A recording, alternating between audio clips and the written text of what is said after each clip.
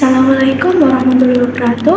Halo semuanya, kenalin saya Aliasa Putri, mahasiswa program studi Ekonomi Syariah Angkatan 2025. Nah, di video ini saya akan ngebahas tentang sesuatu yang deket banget sama kita tapi seringkali kita cuekin.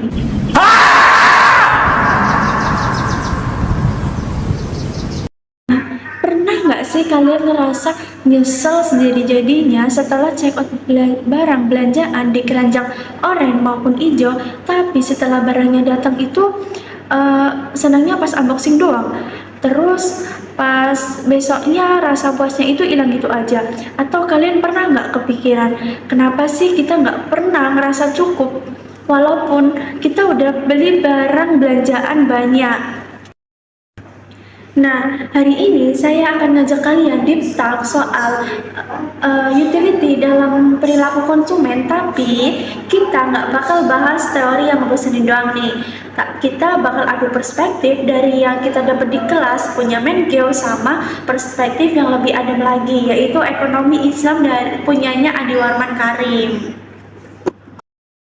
Nah, video ini saya buat sebagai bagian dari tugas UTS Pengantar Ekonomi Islam dan spesial buat kalian yang pengen tahu sebenarnya kita ini nyari kepuasan nafsu doang atau nyari keberkahan juga sih. So, dalam beberapa menit ke depan kita akan bedah tuntas dari konsep dasar hukum pesen dalam belanja sampai kasus-kasus kasus-kasus yang dilihat banget sama kita anak gengsi seperti kita. Nah, mulai dari fenomena pinjol buat gaya hidup sampai rahasia biar kita belanja tapi tetap dapat pahala. Nah, saya rasa kalian pernah di posisi ini, abis scrolling TikTok, terus kena racun barang lucu, kalian langsung check out. Pas paketnya datang, kalian kayak dapat harta karun, tapi anehnya 3 hari kemudian itu barang cuma tergeletak di pojok kamar aja. Kenapa bisa gitu ya? Senangnya cuma instan banget.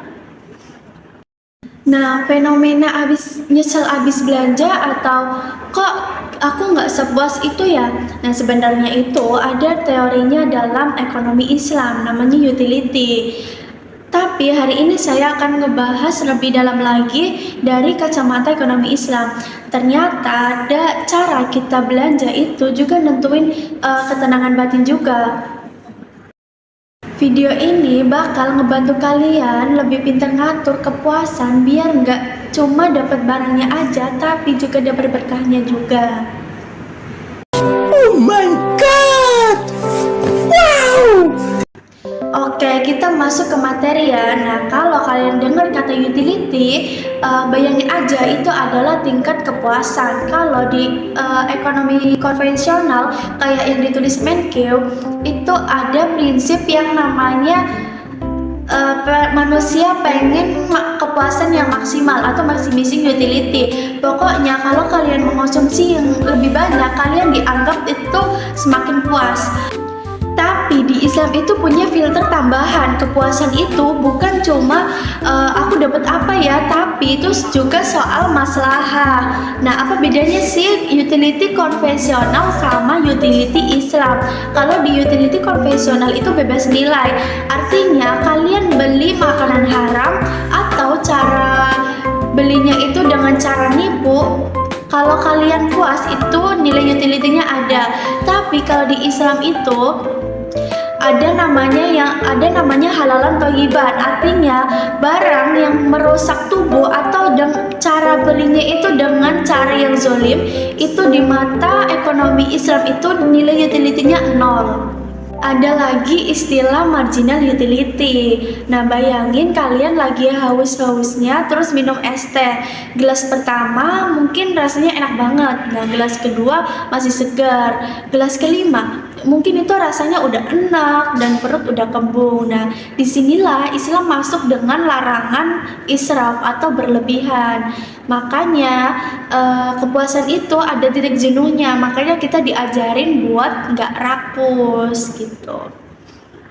Nah, kita lihat pada contoh kasus yang dekat banget dengan kita sekarang ini, kayak FOMO, kan banyak banget anak muda sekarang yang beli tiket konser jutaan rupiah atau beli barang-barang branded terbaru dengan cara pinjol atau pay later. Karena apa? Karena mereka itu ngejar indifferent curve yang lebih tinggi. Mereka pengen kelihatan setara dengan teman-temannya yang lain. Mereka pikir dengan beli barang tersebut itu kepuasan mereka jadi maksimal, padahal kenyataannya mereka jadi tambah beban pikiran karena bunga hutang. Nah, di sini tindakannya secara ekonomi Islam itu sudah nggak rasional karena telah melanggar prinsip kemanfaatan diri sendiri. Nah, menurut saya perilaku konsumsi itu sekarang tuh lebih banyak didorong pada nafsu daripada kebutuhan. Di ekonomi Islam, kebutuhan itu dibagi menjadi tiga, yaitu kebutuhan pokok, sekunder, sama pelengkap. Nah, masalahnya Gen Z sekarang itu sering kebolak-balik, beli pelengkap kayak gadget baru itu diduluin, padahal kebutuhan pokok kayak makanan sehat, tabungan pendidikan itu dikorbanin. Nah, analisis ini tuh sejalan sama buku Ekonomi Mikro Islam karya Adi Waruman Karim yang bilang kalau konsumsi itu harus seimbang antara dunia dan akhirat. Islam itu nggak ngelarang kita beli barang bagus, tapi Islam ngajarin social spending. Kepuasan kalian bakal nambah kalau kalian nggak cuma belanja buat diri sendiri, tapi juga sedekah. Itulah yang namanya kepuasan yang berkah. Uangnya berkurang di angka, tapi utility di hati kalian malah naik. Nah, melihat dari fenomena pinjol demi tiket konser tadi, saya jadi kepikiran satu hal nih. Sebenarnya masalah kita itu bukan dari nggak punya uangnya, tapi kita itu masalahnya di nggak punya remnya. Di ekonomi konvensional kita diajarin kalau kepuasan itu nggak ada batasnya, tapi Islam datang dengan konsep yang jauh lebih realistis, yaitu cukup. Jadi gini ya teman-teman, dalam ekonomi Islam, perilaku konsumen yang benar itu bukan yang paling jago nyari barang murah atau yang paling sering belanja, tapi konsumen yang paling paham prioritas. Ada urutan yang nggak boleh kita langgar. Nah, seperti kayak kebutuhan pokok, kebutuhan sekunder, atau kebutuhan tersier. Nah, kebutuhan pokok itu harus diutamain terlebih dahulu. Nah, kasus pinjol buat gaya hidup itu ibarat kayak merusak rumah, kebutuhan pokok atau keamanan finansial. Cuma buat beli hiasan dinding buat gaya hidup. Nah, secara logika ekonomi manapun, apalagi Islam, ini udah nggak sehat. Kenapa? Karena kita itu nukar ketenangan masa depan dengan kesenangan 3 jam, yaitu pas nonton konser aja. Nah, ingat ada teori timeline. Maksudnya teori timeline itu suatu barang atau jasa bakal punya nilai kepuasan yang jauh lebih tinggi kalau tersedia di waktu yang tepat saat kita butuh banget nih. Nah, contohnya itu kayak uang yang buat bayar UKT kuliah tapi dibuat nonton konser. Time utility juga itu berarti mengelola waktu konsumen dengan baik. Nah, sebenarnya nih, kita itu sering ngerasa nggak puas bukan karena barang kita itu sedikit, tapi karena kita selalu melihat ke atas, melihat apa yang orang lain punya di media sosial. Inilah yang dinamakan demonstrasi efek. Nah, kita itu pengen divalidasi, tapi pakai cara yang salah. Nah, padahal kalau kita pakai prinsip maslahah, kita bakal sadar kalau kepuasan sejati itu ada pada keberkahan. Nah, berkah itu artinya bertambahnya kebaikan kalau kalian beli tiket konser pakai uang halal dan emang mampu ya. Ya silakan, itu utility buat hiburan. Tapi kalau pakai uang dengan cara zolim atau hutang riba yang mencekik, nggak akan ada keberkahan di sana. Nah, senangnya cuma di mata, tapi bikin hati kalian itu bakal dikejar-kejar tagihan tiap bulannya.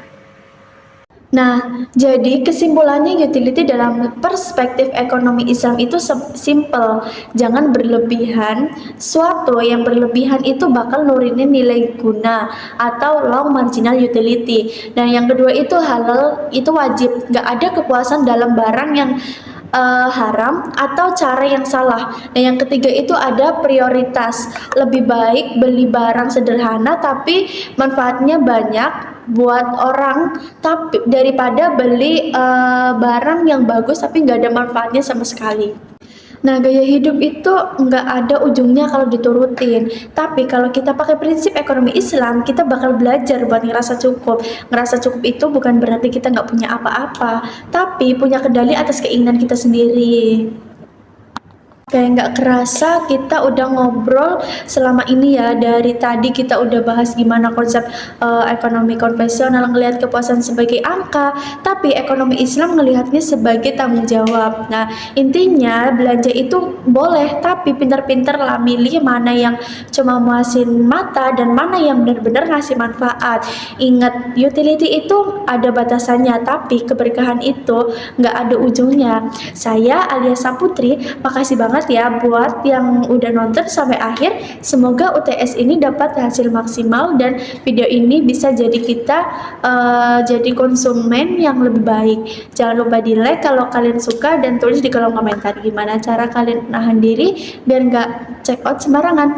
Wassalamualaikum warahmatullahi wabarakatuh. Bye.